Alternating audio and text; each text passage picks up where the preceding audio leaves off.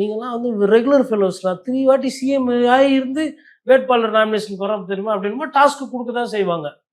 அந்த டாஸ்க்கை திருப்பி வாங்கிக்கிறது திமுகவுக்கு நல்லது. சொந்த கட்சிக்காரங்க கிட்ட கொடுத்தா அவங்களே அந்த டாஸ்க்கை ஒழுங்காக செய்வாங்க. ஓபிஎஸ் கிட்ட கொடுத்தீங்கன்னா டேஞ்சரு. ஆல்ரெடி ஒரு வாட்டி டாஸ்க் இபிஎஸ் கையில் கொடுத்தாரு, டேஞ்சர் ஆகி போச்சு. வடிவேலு சொல்ற மாதிரி நீ ஆணியே புடுங்க வேணாம், அமைதியா இருந்தா போதும். உங்களுக்கு தேவை இவங்க எந்த வேலையும் செய்யக்கூடாது, அதை பார்த்துக்கிறது உங்க வேலை. ஒரு சீட்டு வராம இருந்தது போடி, இவர் வந்து நிக்கிறாரு, அதனால அதோட முடியுது. ஐயா நீங்க ரொம்ப கஷ்டப்பட வேணாம், 3 வாட்டி ரொம்ப அரசியல்ல கஷ்டப்பட்டிருக்கீங்க, போடி ஒண்டி ஜெயிச்சு எம்எல்ஏ வந்துன்னு வாங்க, மிச்சம் கட்சிக்காரங்க பார்த்து வாங்க, முடிஞ்சிச்சு. டாஸ்க்லாம் அவர்கிட்ட கொடுத்தீங்கன்னா சிக்கல் தான். ஏன்னா ராமநாதபுரமே இவர் ஃபர்ஸ்ட் ஆஃப் ஆல் தேனியிலேருந்து இவர் போயிருக்கூடாது. இவர் எதுக்கு தேனி விட்டு ராமநாதபுரம் போனாரு? அங்க டிடிவி இருந்தார்ல. சரி, அப்போ மாறுவீங்க. சரி, ஓபி ரவீந்திரநாத் எதுவுமே அங்கே நிறுத்திக்கலாம்ல. அட்லீஸ்ட் தோத்துருந்தா ஓபிஆர் தான் தோத்தாரு, இவர் தோக்காத ஒரு மாதிரி ஒரு பேரா இருக்குமா? சிந்திக்கிற தன்மையே இல்லாதவருங்க அவரு.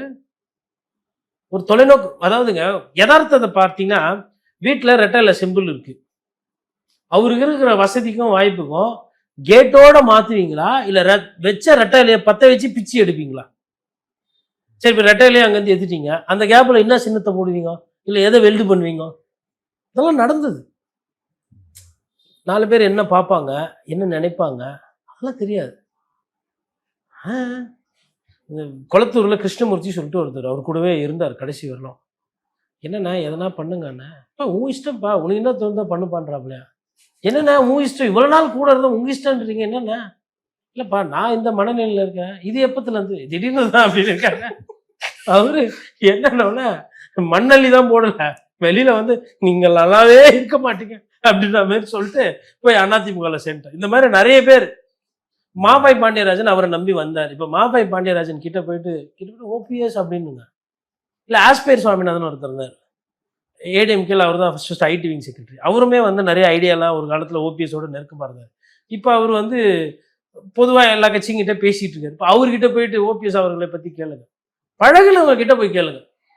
பிரச்சனை என்னன்னா முதல்வர் அவர் கூட அவ்வளோ பழகல, இந்த வாக்கிங் காலையில் பார்த்தப்ப ஏற்பட்ட பழக்கம் தான், மரியாதை நியமத்தமா.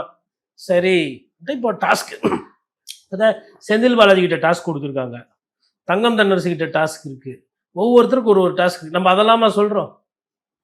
ஓபிஎஸ் அவர்கள்கிட்ட கொடுத்த டாஸ்க்கு அது கொஞ்சம் சிக்கல் தான்.